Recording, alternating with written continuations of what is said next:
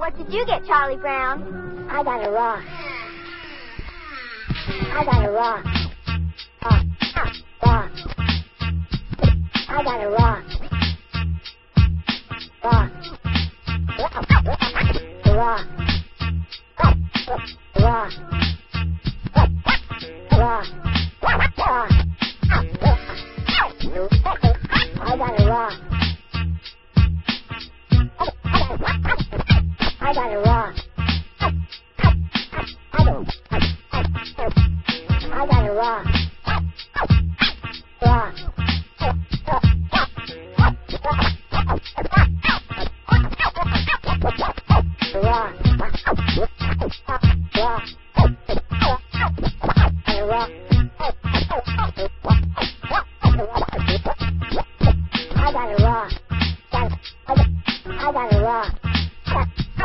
I got a rock. I got a rock. Rock. Rock.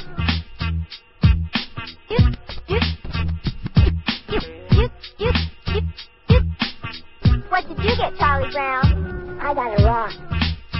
I got a rock. Rock. Rock. I got a rock.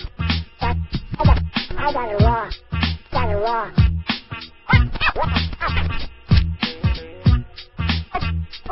What did you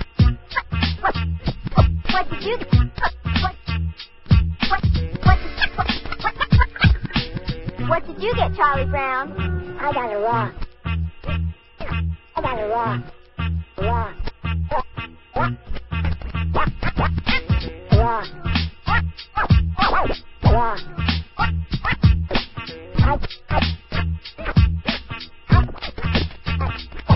I got a rock. I got a rock. Got a rock. Got a rock. Rock. Rock. Rock. Rock. Rock.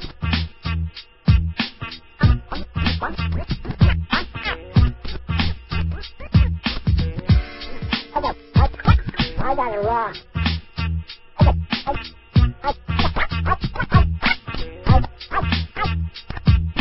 I got a rock. Rock. Rock. Rock.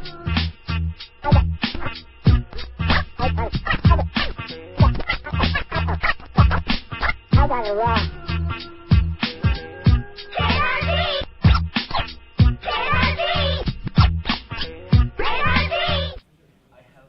All right, so before we get started on strings today, just a quick aside to any computer engineering majors in here. Electrical engineering majors, I can't advise you at all. I don't know. I have no idea what you're going to do next semester. But I do want to tell any computer engineering majors that Computer Science 2 is labeled, at least in the system currently, as system programming. Here's the information that I could find on the MavLink or whatever the registration system here is. But it's class number 19333, and then the lecture, that's the lecture, and then the lab is over here. Note that the lecture is on Tuesdays, Thursdays in the morning, 9 a.m. to 10:15. All right. And the labs are on Tuesdays, Thursdays. I don't know why they did that. They didn't really consult me. That should only be one of those days. We'll choose which one, or we'll leave the other one for office hours or something like that. And then it's going to be the same as this course. I'm going to be live streaming everything like I am right now. We'll use Piazza. I run all my courses this way. So TAs, I have no idea if I'm going to get TAs or not. I have no idea what the enrollment is going to look like. So if you're interested in the content, though, you can follow over here on GitHub. Just like I have a Computer Science 1, I've got a Computer Science 2 course. And the topics run, first of all, in the first 3 weeks, we introduce a second programming language, in particular Java. And then after that, we use object-oriented programming in Java for the next 3 weeks. And then we get into SQL, database programming, database connectivity. And then in the final 5 weeks, we get into data structures and algorithms. As far as the structure of the course goes, it is, you've got weekly labs. And then every other week, you've got a substantial programming part of that you build on. You're building this entire semester-long project in phases, and so every 2 or 3 weeks, you have a phase that you have to build. There are no exams, there are no quizzes for the second one. It's all project-based. So if you have any questions, you go ahead and ask later. Otherwise, if you're not a computer engineering major, you can forget everything I just said, right? I don't know how advising works on this campus, so I think to even get into those courses, you might have to speak to an advisor. Yes? No? Okay. Whatever it is. Right? If you can sign up on your own, great. I'll see you next semester too. Right? Anyway, with this semester, we still have to cover strings and a bunch of other things. Strings in C are ordered sequences of ASCII characters. Remember that ASCII table? Right? Let me go over here, get rid of this and this. ASCII-table.com, right? In C, it only has support for these ASCII text characters. You also have support for the extended ASCII text characters, but you don't have support for, say, Unicode characters like emojis or CJK fonts or things like that. But in C, they are ordered sequences of characters. And the way that we achieve that is through something that you're already well familiar with, arrays. Right?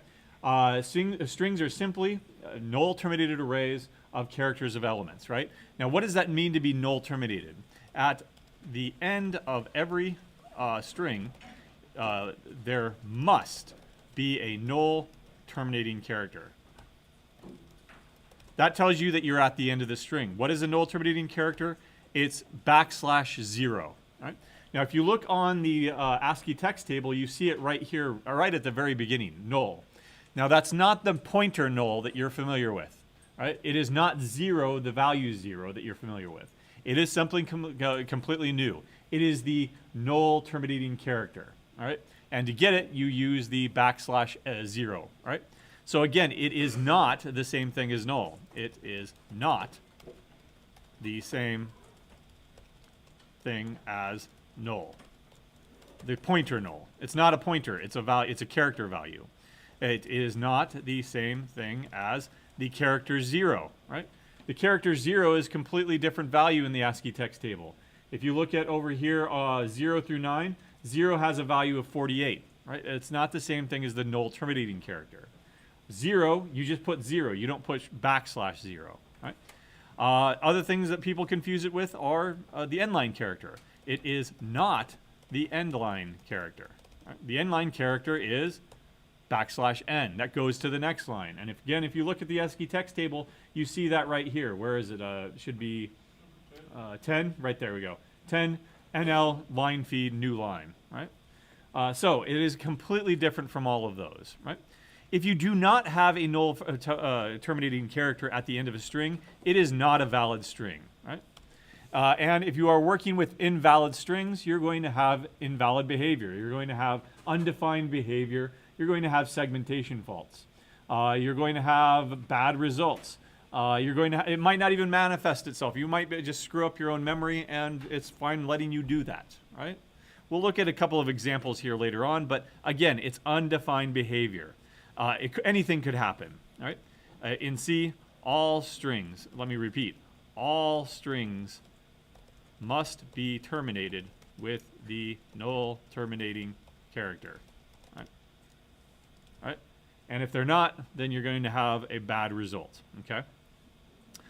So how do we go about creating strings? Let's just go ahead and get into it, right? How do you go about creating an integer array, right?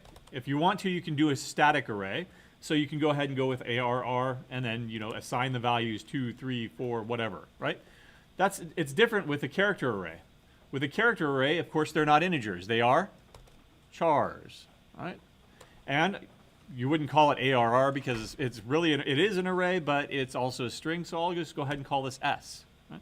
One way that you can do this is by immediately assigning a value. Let's go ahead and go with Chris here. Right, there we go. Now let's go ahead and print it out to see what the value is. I'm thinking Java here, printf. Name is equal to %s and the line, and s. Right? So %s is going to be the placeholder for a string. I think we've seen that before, but just as a reminder. It's one that makes sense. %s, you're printing a string. You're formatting a string. All right. Now let's go ahead and compile this demo. All right. There we go. And run it, and you'll see that my name is Chris. Except that I didn't capitalize it, did I? All right. So how can you go about changing strings? Well, how can you go about changing the elements in an integer array? By assigning values. Let's go ahead and change that first character to an uppercase C. Is this correct? No, why? Double quotes are for strings. This is a single quote for single characters, so single quotes. Now you can see that that has actually changed. GCC and run it. There we go. All right, so strings are what are called mutable. Mutation, change, right? You can change them, right? So strings in C are mutable. You can change the contents if you want to, okay? Well, I don't like that. I want my full name, Christopher. Right? Let me go ahead and try this. S is equal to Christopher, right? Well, S is a string, right? I should be able to apply, assign it a string value. Right? Let's find out what happens. Does the compiler even like that? No. You can't do that, right? Once you've created a string, it has a fixed size, especially a static string like this. You cannot go assigning it, right? So you cannot use the assignment operator to reassign string values. You need something else. Right, ... So I'm going to comment this out because this is invalid. Right? But, well, maybe I could do it manually. Right?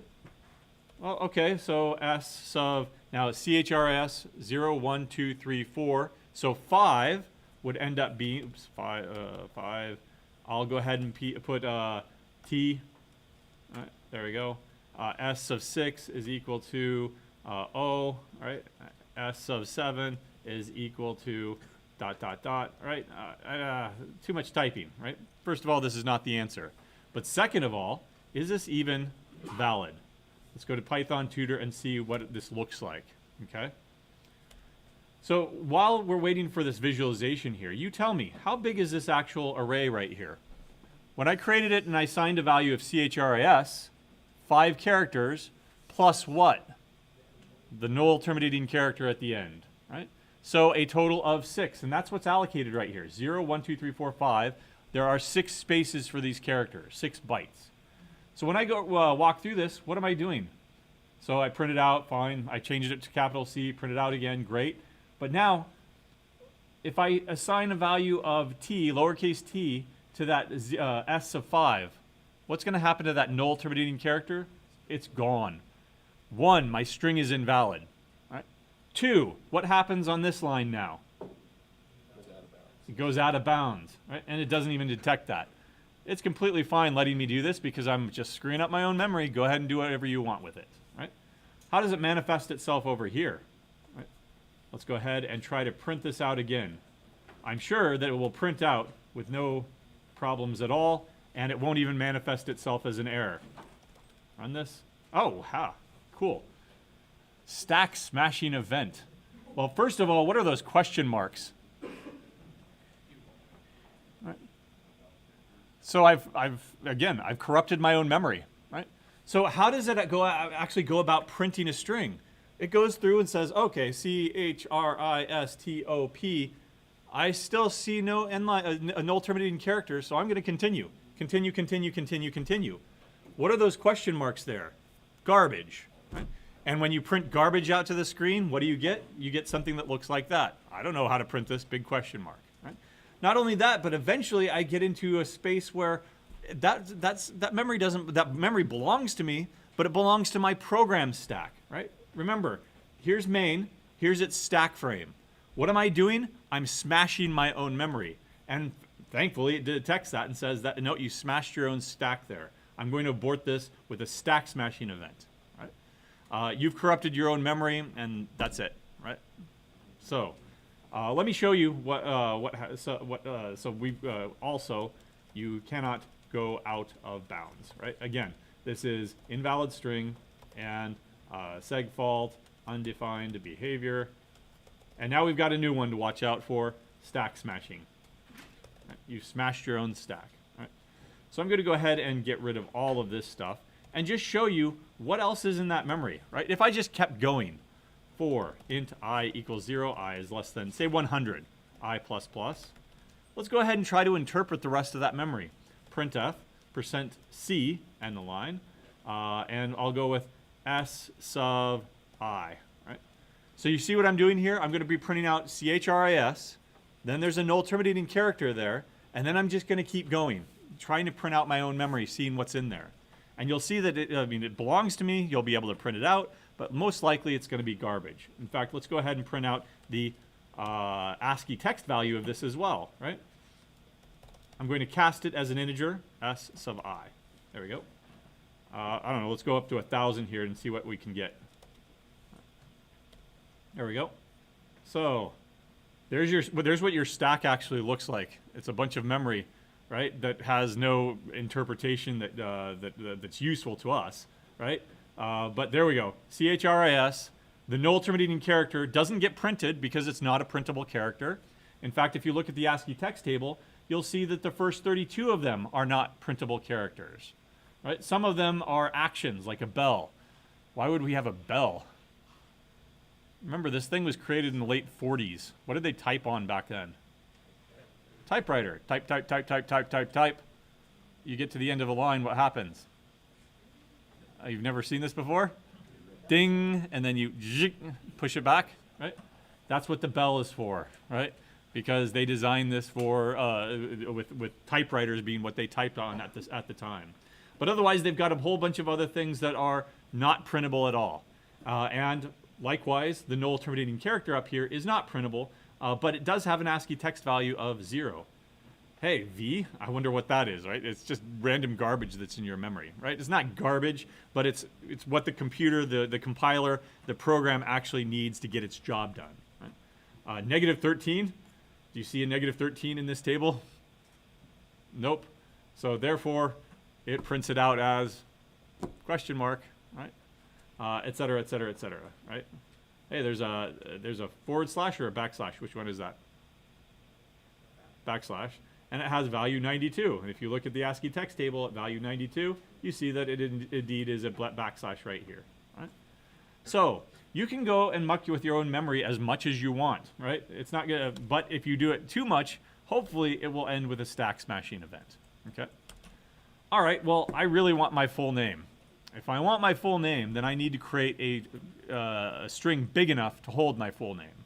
So I'm not going to count up the letters in Christopher. I'm just going to go ahead and make a name, full name, that is big enough. Say 100 characters. Can I hold 100 characters in that string? No. I only, how many? 99. Why? What do I need at the end? A null terminating character. If you want to hold 100 characters, you need 101. Right? You need at least enough room for that null terminating character. Now, you could assign this immediately a value of, say, Christopher, right? If you want to. What would that look like over here in Python tutor, in the C visualization program? I shouldn't be calling it Python tutor. Right? We're not doing anything involved with Python. Right? So once we, come on. All right, there we go. So once we assign a value of Christopher, the full name there, what about all the other bytes in there? Yeah, I've got extra space, right? And it's just being wasted, right? Which is fine if you want room to expand, right? If I want to put my middle name and my last name, which we'll eventually do, but you know, until then, right? It's kind of wasted space. Right? So let me show you another way. Right? Again, once I've created it, I can't reassign the value. Full name, full name. I want to reassign that to Christopher Michael Burke. My full first name, full last name, full middle name. Okay. Again, is the compiler going to allow me to do this? No. Once you've created it, you could set it when you create it, but you can't reset it after. Right. So again, the assignment operator is not valid. Instead, what you need to do is you need to bring in a new library. The string library. What do you think it's called? String.h, exactly. Oops, there we go. All right. The string library has this function in it called strcpy. All right. What do you think that's short for? String copy, exactly. And what you do is you copy into a string the contents of another string. So what this is going to do is it's going to take the second string here, and it's going to copy it into the first string. Why is it in that order? Well, it follows the same pattern that you're used to of assignment operators. If I have int x and I set it equal to 42, it's taking the thing on the right-hand side and putting it into the variable on the left-hand side. It follows the same pattern here. It takes the thing on the right side and puts it into the string on the left side. So it's following the exact same pattern. So this printf name is equal to, or full name, I guess, is now equal to %s and the line and full name. And you'll see that this has now been copied over.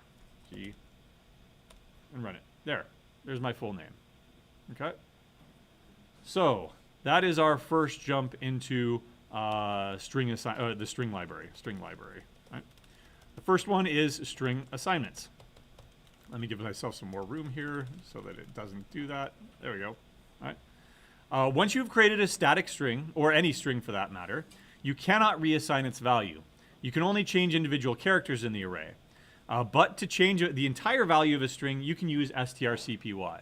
And you'll find this pattern all over the string library. It's str something, str something, str something.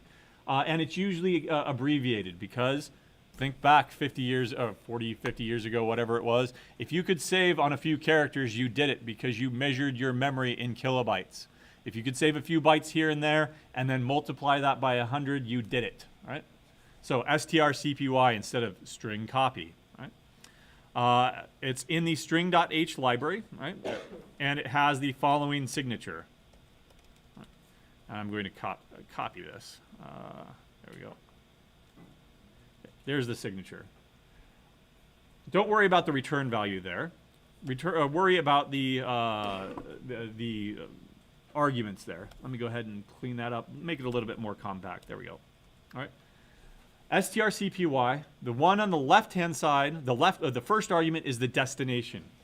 The one on the second argument is the source. You're copying the source into the destination, right? So it copies the contents of the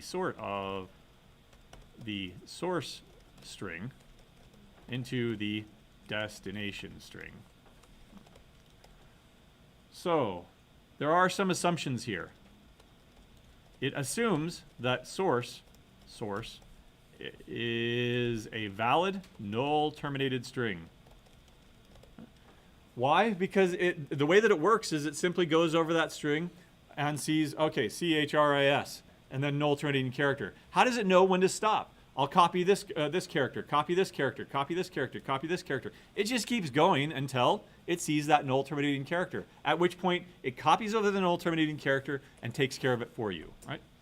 It does take care of the null terminating character for you, right? Copying it, right? It does take care of copying the null terminating character for you.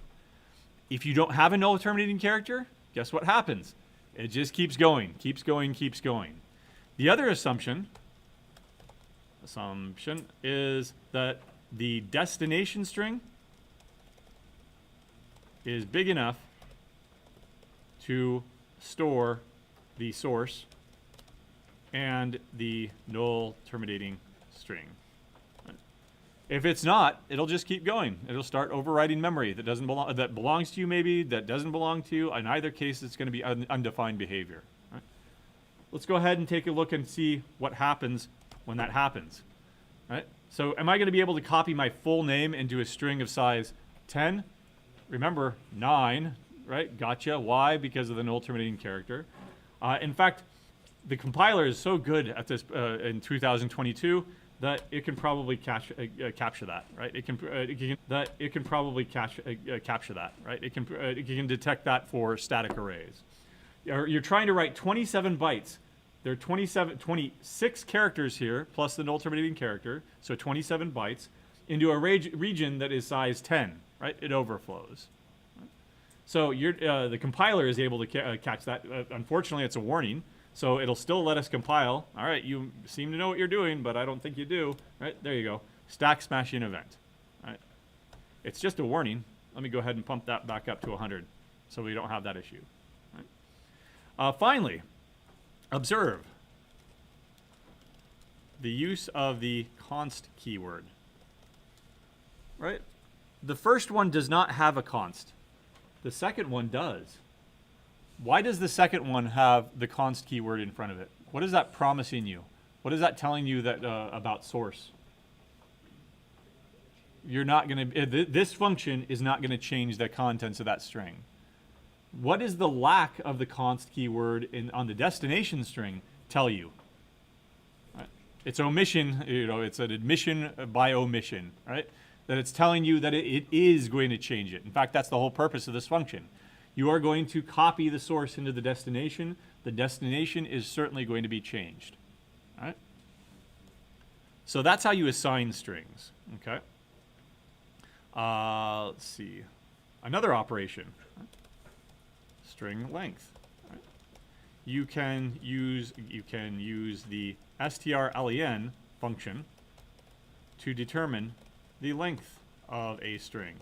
Guess how that works? It just simply starts at the beginning of the string and sets a counter and counts how many characters are there until it gets to the null terminating character, at which point it stops. It does not include the null terminating character. Right? So if I said, what's the string length of Chris, C-H-R-I-S, it'll say 5, even though that original array was of size 6. Right? It's not going to count that null terminating character at the end. So if you're going to copy CHRIS and ask, what's the string length on this, you're going to have to add 1 to accommodate the null terminating character for you. Right? Okay. Let's see. And then the other one that I want to briefly look at is concatenation. Right? The operation of concatenating strings means that one string is appended to the end of another.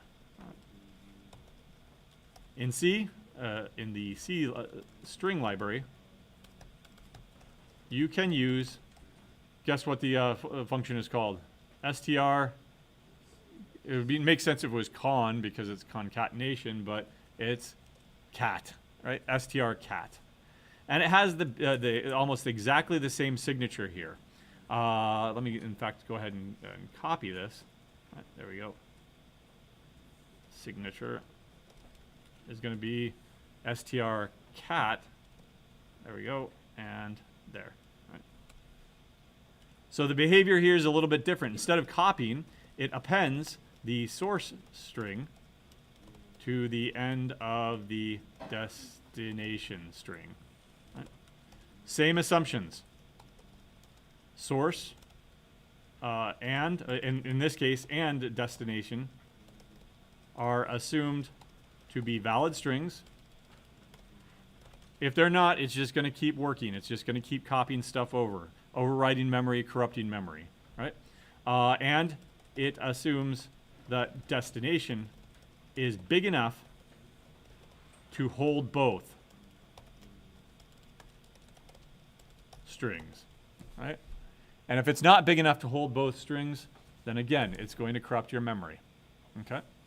Let's take a look over here. Suppose that, for example, I only copied my first name here. And when I print it out, that's certainly going to be my first name. But, oh, I forgot to put my middle name and I forgot to put my last name. So let's go ahead and concatenate those to the end of those strings. strcpy, full name, my middle name, Michael. There we go. Oops, I'm not using the cat function that I just talked about, am I? What will this end up doing? Changing it to Michael, right? Now, observe here.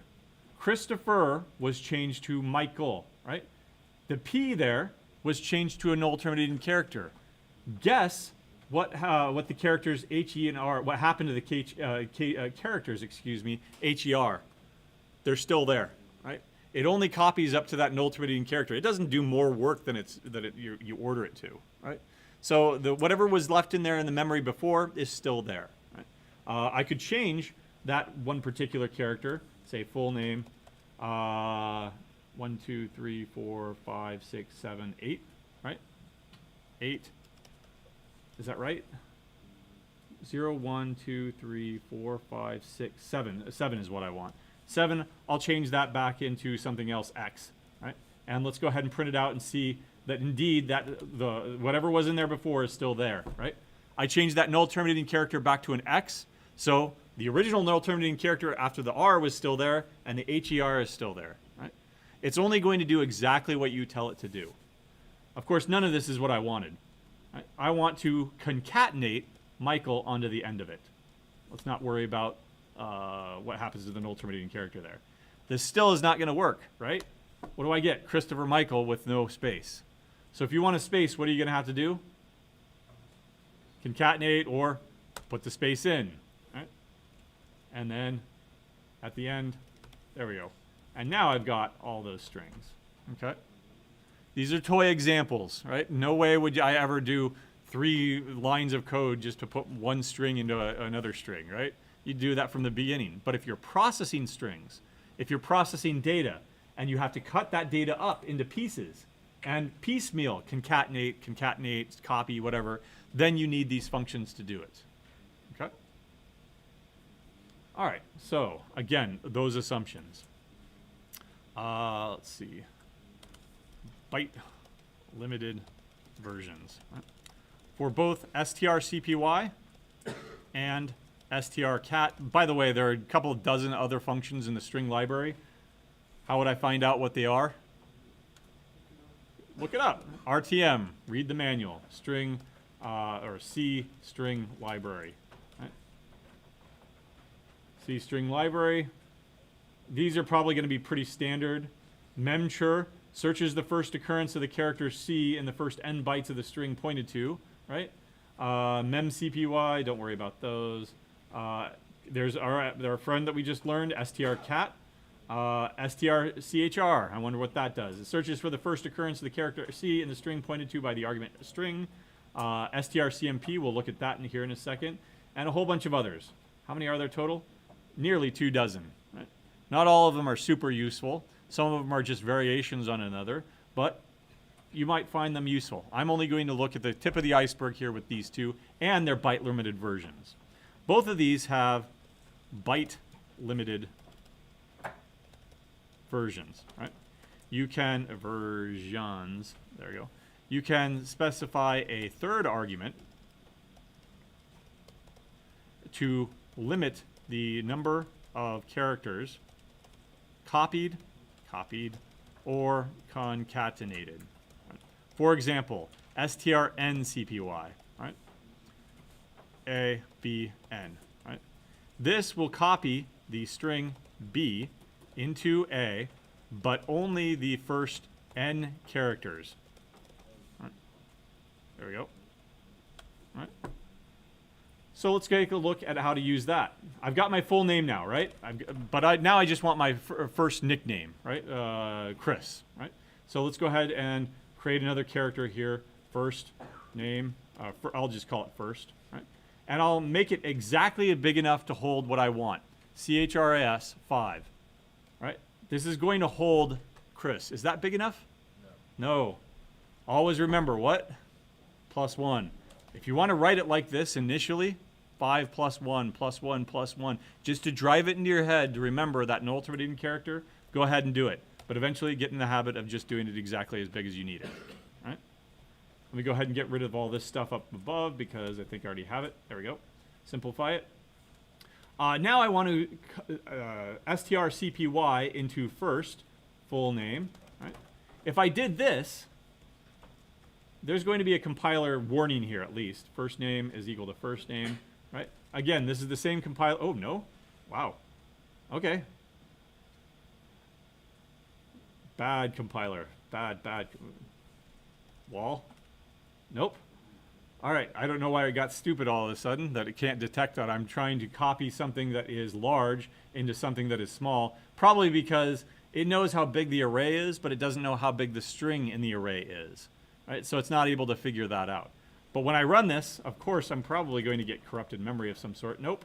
First ends up being Christopher Michael Burke, but I'm overwriting memory, and it's not even a stack smashing event, right? So what do we do when we've got an error, clearly an error, that's not manifesting itself as bad behavior, either a segmentation fault, a stack smashing event, or just garbage results? How do we know that an error even exists? What's that utility we can run? We could run GDB to diagnose it, but first, what do we run? Valgrind. A.out. Right. One error from one context. What are we doing? strcpy on whatever line it was. I didn't compile with the G flag like I should have. Then it would have reported what line it occurred on. But this right here, line 19, I'm copying too much, right? I'm copying, there's an overlap in strcpy. I wonder what it would look like with an actual G flag, and then run it again. There we go. That's much better, right? At least it's telling us on what line it is, 19 there, right? Source and destination overlap in strcpy. Right? I don't want to do that. I want to limit it to only 5 bytes. So I use strncpy, and I say, please only copy over the first 5 bytes. Now let's go ahead and compile this and run it raw without Valgrind. There, it seems to work. Okay, let's ask Valgrind. Did it work? Ah, there's still an error. What's the hidden error here? It copied over the first 5 bytes. What are the first 5 bytes that you see? CHRIS. Did you see the null terminating character in those first 5 bytes? Nope. Consequently, it's not copying that over, right? So there's an uninitialized value here when you try to print this out, right? On line 20 or so, whatever it was. Yeah, line 20 here. This is not a valid string because you only copied over the first 5 bytes. What do I need to do at the end of that string to make it a valid string? First, set it to equal to \0, the null terminating character, right? Not \n, that's the end line character. Not 0, that's the character 0, but \0, that's the null terminating character. Now where do I need to do it? At 5, right? 0, 1, 2, 3, 4, 5. Right? There. Now when I compile this, run it, of course, it's the same behavior as before, but now Valgrind is perfectly happy about this. There are 0 errors, 0 contexts, right? Because that's a valid null terminated string now, right? So strncpy does not necessarily take care of the null terminator for you, right?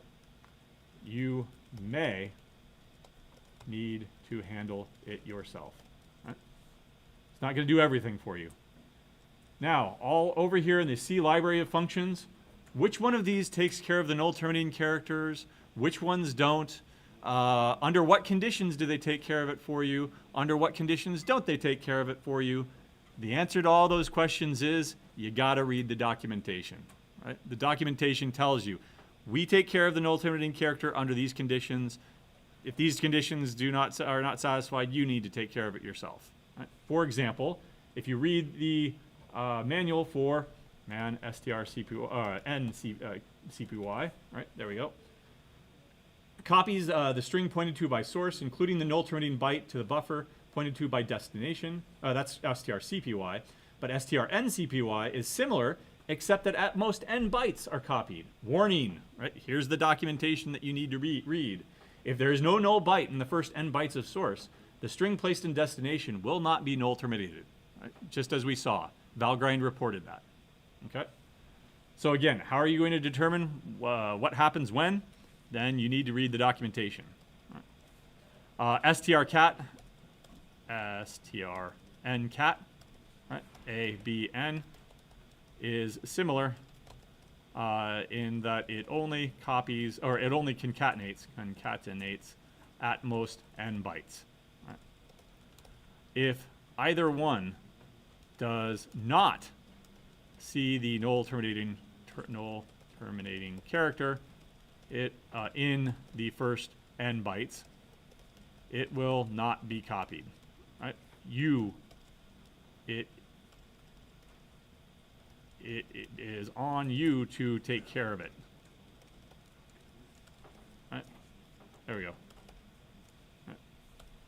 exclamation point, not tilde. There we go. Right? Emphasize that. Right? So sometimes you have to take care of it. Sometimes you don't. The only way that you know the difference is by reading. Okay. But strncat is really cool in that it can be used for substrings. So what do I mean by that? Let's come over here. I successfully did my first name. I want to isolate my middle name, right? Middle. My middle name is Michael. 1, 2, 3, 4, 5, 6, 7. 7 characters, but +1, 8, right? Now I want to copy over Michael, right in the middle of this string right here. In fact, let me go ahead and get rid of this and set this equal to, yeah, go ahead. Cool. Thank you. There we go. No, you're good. You're good. That's good. It's char, right? There we go. All right. Char middle. Now what I want is Michael. So there we go. With a capital M. But unfortunately, that's right in the middle of my string, right? If I were to copy over, say, I don't know, let's see, strncpy into middle, the value full name, right, there we go. But I only want at most, what is it, 7 bytes, right? And then I take care of it, the null terminating character myself, middle sub 7 is equal to null terminating character, right?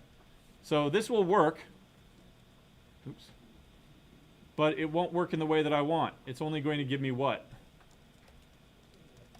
However many 7 characters are in Christopher, right? Christo, right? That's not what I want. I want Michael right here.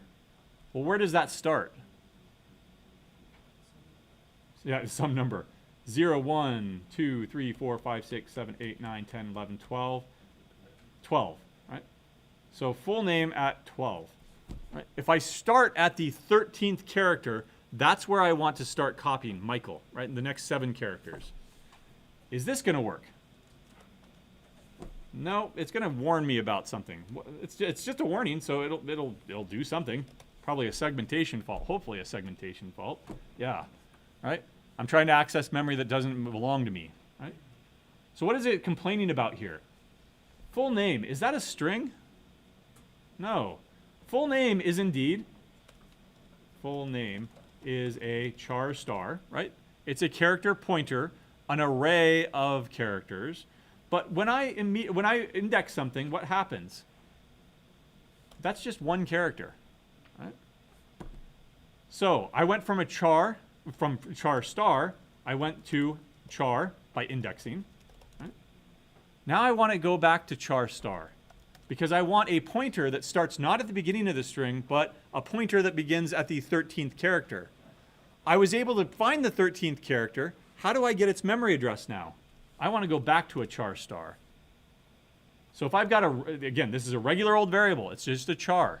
How do I change a regular old variable into a pointer variable so that I can change it into a char star? Ampersand. Cool little trick here. Compiler doesn't complain about it, and it works. Right? You can jump to the middle of a string by indexing, get the memory address of that, and treat it like a string that doesn't start over here. Instead, it starts over here. Right? Let's take a look at that in the visualization tool. I forgot I did that. All right, there we go. 100 is too big. I don't want to scroll all the way over, so I don't know. I think 30 would be big enough. All right, there we go. Let's go ahead and make another char middle init. Right, that'll be full name. What do we say? 12 or 13? What was it? 12? Okay, there we go. All right, 12, right? Char, middle, init, pointer is equal to full name 12. Let's see what this looks like. Visualize this execution. There we go. Okay. This is exactly how I described it, right? There it is, Christopher Michael Burke, and then it's just slightly bigger than what I need because I didn't want to actually count the number of characters. A middle initial ends up being M. It's just a regular old variable, right? It's a regular old char variable. Now middle init pointer is going to be a pointer variable that ends up pointing in the middle of the string. It's like that string didn't start over here at the C. It started over here at the M. And it's still validly null terminated because if you eventually, get to it, get to the end of it, then there's a null terminating character there. Right? Little trick to do substrings. Right? Take all this and put it over here. Right? So you can use either str CPY, NCPY. You could use NCPY. Actually, you can get substrings by indexing and then referencing that, right? So, for example, you can do something like string sub 12 and then taking an ampersand in front of it. Gives you a string starting at index 12, the 13th character. And then here's the full code sample that we just wrote. Okay. Any questions so far? One more thing, at least, and then we'll see where we are. Let me go ahead and create two new strings here. Int char. I'll go ahead and int char. What am I doing? Char A. I'll just go with A here. Apple and char B orange. So, can you compare apples and oranges? You can, but are they the same? Nope. So let's find out. If A is equal to B, then printf %s is equal to %s. The strings, right? This is using equals equals. There we go. And I'll print out the strings A and B. Now, would you expect this to print anything as is right now? Probably not, because they're not the same thing, are they? Else. All right. So let's go ahead and print out that they're not equal. Are not equal. There we go. An else statement. Now, as you guessed, it's going to work as expected. They are not equal, using the equals equals. Now, let me compare apples to apples. Right? Or apples to apples. There we go. I'll do that like that. Are they the same string? It depends on what you mean by same, right? Do they hold the same contents? Absolutely. You can see that for yourself. But are they the same string? Right. Let's find out. They're still not equal. Right. Once again, let's go to the visualization tool over here and find out why. Let's edit this. Put it over here. There we go. Now, when these are initialized in memory, you'll see immediately that there's a string for A and a string for B. Right? What kind of copies are these? Do you remember? When you've got two references that refer to the same thing, that's not what we have here. That's called a shallow copy. These are two completely distinct arrays, right, with different contents. If I change the contents of one, it doesn't affect the other. That's called a deep copy. Right? So, obviously, they're not equal because they're completely different memory addresses. Let me edit this code again. And let me go ahead and take this away and do another pointer, character pointer, so a string, and I'll set it equal to A. Visualize this execution. You'll see that there's only one array, and that B now points to it. Predict what's going to happen now. Are these equal to each other? Yes. Right? Why? Because equals equals is a numerical operator. Is this memory address the same thing as this memory address? Well, if they point to the same memory address, yeah, they are. Right? So, the takeaway from this is that using the equals equals comparison for strings compares memory addresses, not the contents. I do want a comparison that compares contents. In other words, apples and apples, that's the same string, right? Because A-P-P-L-E-S, A-P-P-L-E-S, those are the same strings. To do that, I need to bring in a function to do it, right? You can use the strcmp function to compare the contents of strings. Right? So int result, I'll just go ahead and write it really quick, and then we'll see how it works. A and B. There we go. So it takes two arguments, A and B, and then it returns an integer. It returns something negative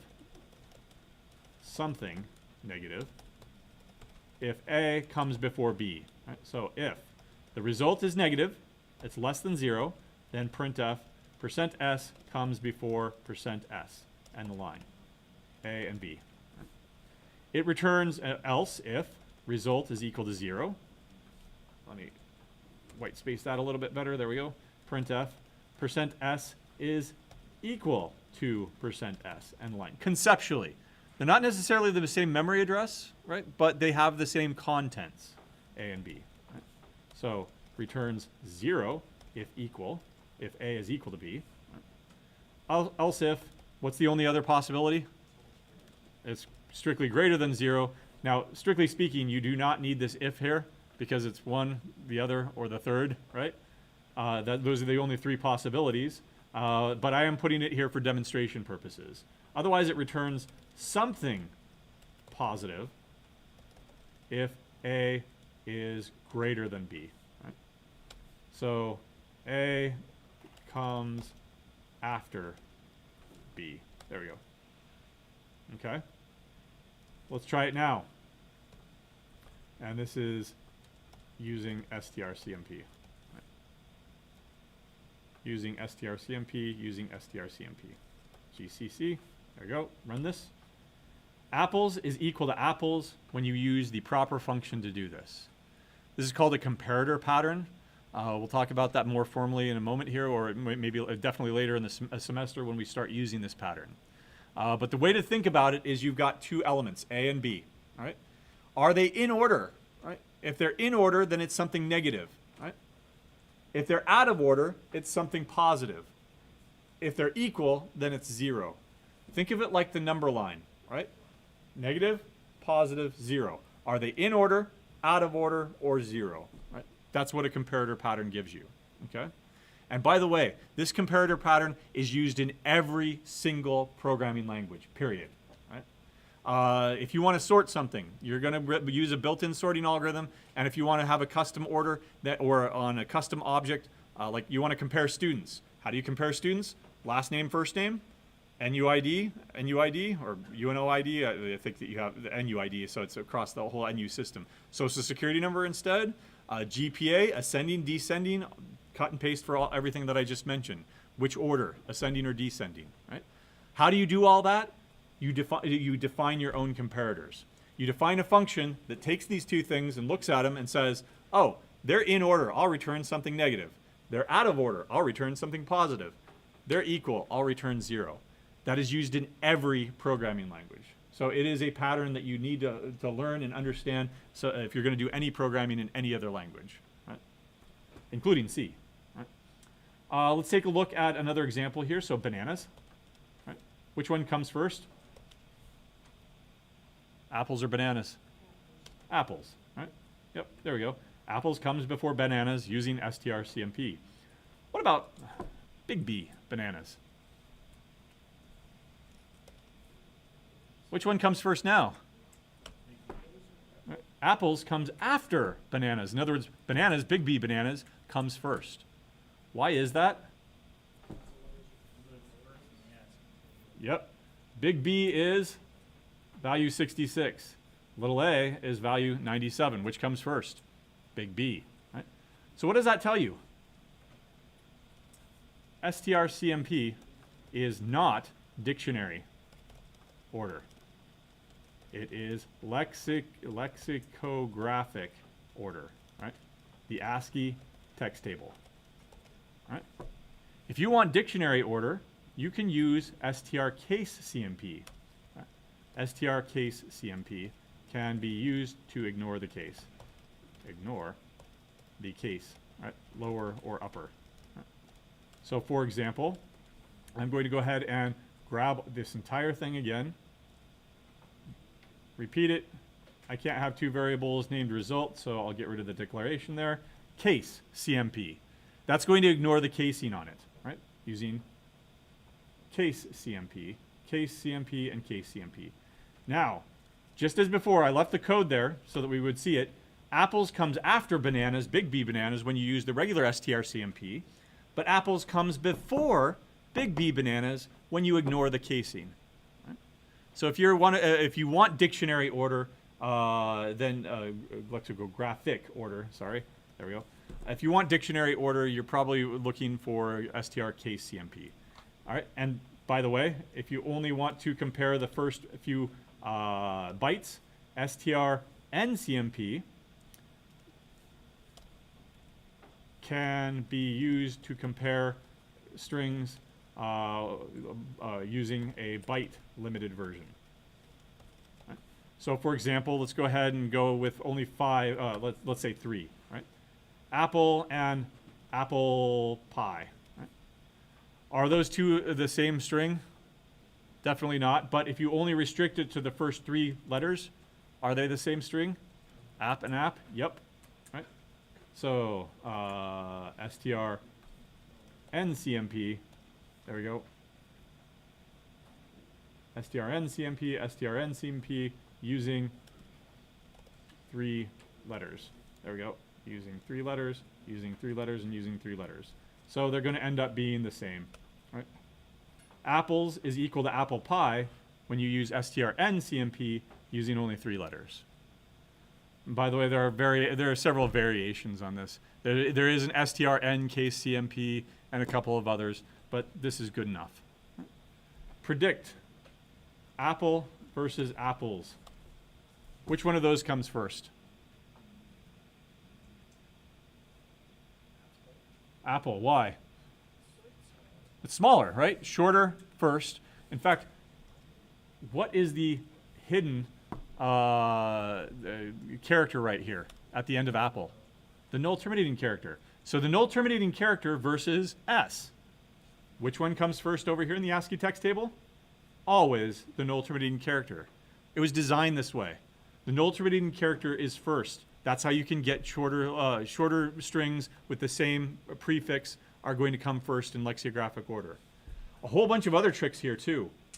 For example, to convert from capital to lowercase, it only requires you to flip 1 bit of the sequence. And so it was well designed with a whole bunch of tricks that you can, bit twiddling tricks that you can do in this. In your digital logic design, you have digital logic design right now? I keep asking this, I keep forgetting. Yes or no? I thought you did. No? Oh, you already did it? All right, did you do bit twiddling? You heard of that term before? Like masking and shifting bits and stuff like that? Okay, never mind. Forget that I said anything. All right. So I'll make sure that you've got the, oh, did we test this? All right, nope. Let's go ahead and run it and show that apple comes before apples using strcmp. And of course, they're still the same thing using only 3 letters. Right? So to compare the contents of strings, you need to use one of those 3 functions depending on what you're trying to do. Right? So string comparisons. There we go. And all the notes are already embedded in that code, so I won't go over it again. One last thing today, right? So dynamic strings. Right? So recall that static arrays are very limited. Now, all the examples that I've done today are all static arrays. They are all created on the program stack, right? Within a stack frame.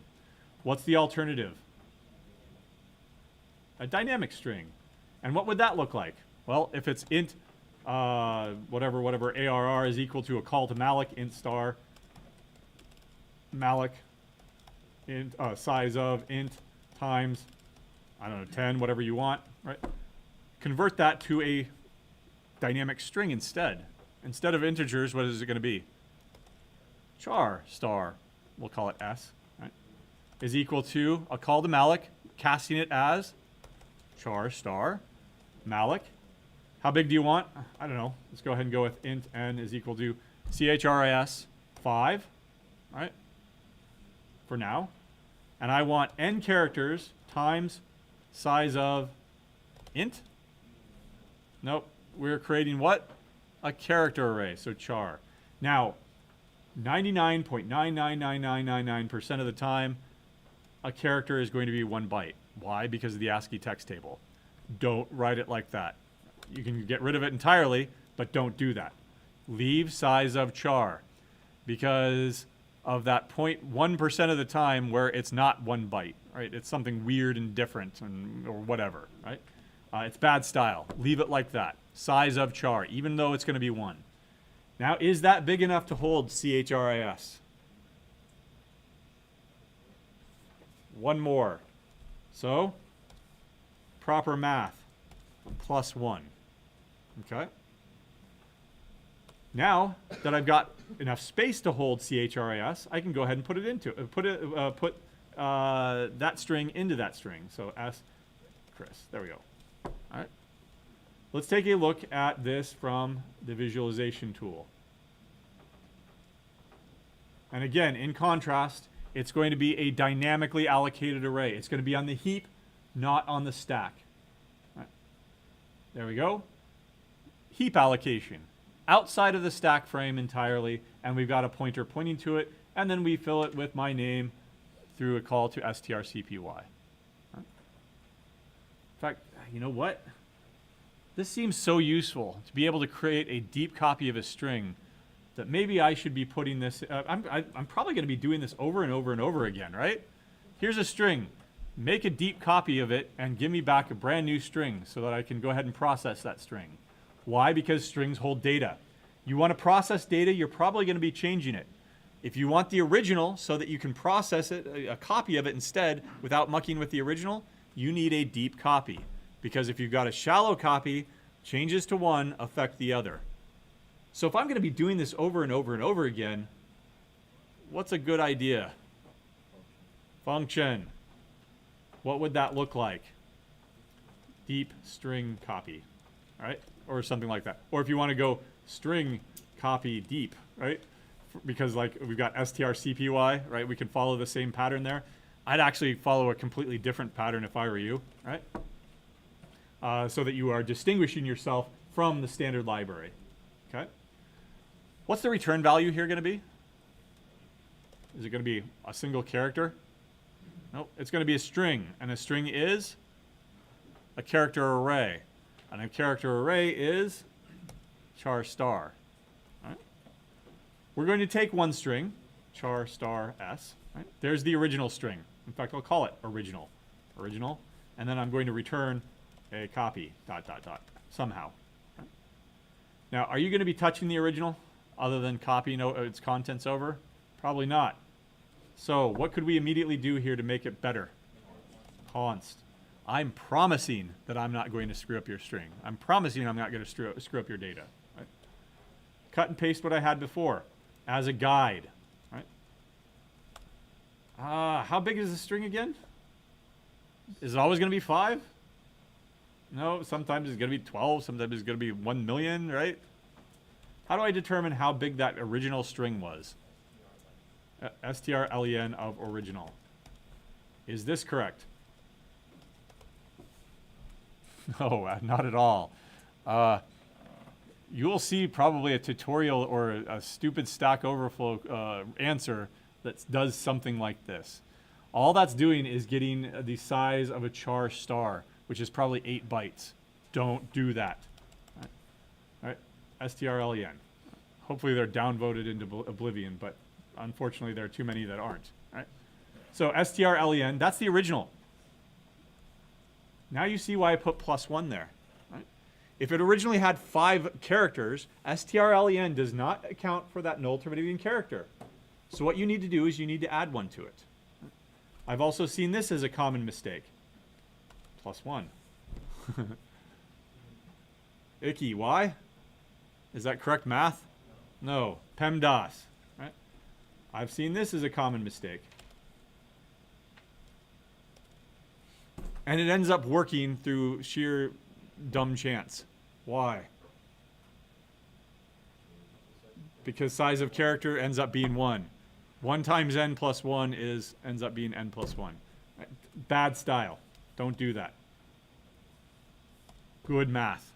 Good PEMDAS. Now that I've got the dynamically allocated value here, I can go ahead and copy into S, original.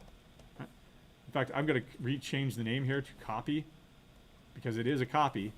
And then I'm done. GCC with the wall flag on to see my mistake. Well, yeah, that mistake up there, but all right, fine, get rid of that. I want to isolate that mistake. Warning, control reaches end of non-void function. This is not a void function. You need to return something. Am I returning anything here? Nope. Okay. I'll return something. Still not good enough. I'm not returning it. Okay, fine. I'll return 0. Right. Yeah, I return null. Right? That's 0 null. It doesn't matter. It's not going to check that. It's not going to warn me about that anymore because it figures you know what you're doing. Right? But I don't know what I'm doing there. That null. I need to return the actual copy there. Right? Okay. By the way, you just got done with hack 8. One of the bugs was, I want a copy of this thing. Here you go. Okay, copy, copy, copy. And then you give it back to them, right? And then we free it up because we assume that you gave us a copy, and so I'll use the copy instead, right? No, I gave you the original. I don't want the original back, right? I want the copy. There we go.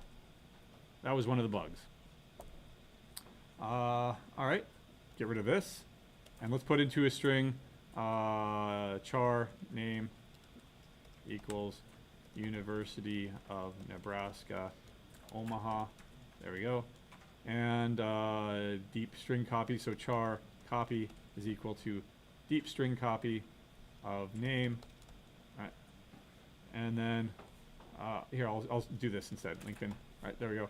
And then I will change it to Omaha. Right. Char or copy of wherever. No, I don't want to do that. That's too far over. I'm going to have to count however many characters these are all the way over. I don't want to do that. So let's just go with, Omaha. There we go. Deep string copy. And then suppose I screwed up with a lowercase u, and then the copy sub 0 is equal to an uppercase u. U. There we go. Fixing it. And let's print out both of them to show %s and the line, the name. The original is going to still have that lowercase u, and then the copy, because I've corrected it, is going to have an uppercase u, and they are completely different strings. All right? So useful that I'm probably going to want to cut and paste that and use it over and over and over again. Right? Okay. In fact, I think we provide it in several of the labs. Right? We provide code because we want you to use it, so use it. Right? Okay. Any questions on that? Otherwise, next time we'll do some exercises, right? So for example, given a string, remove all white space from it. Given a string, count the number of characters, etc. Right? We'll go ahead and play around with it on Thursday.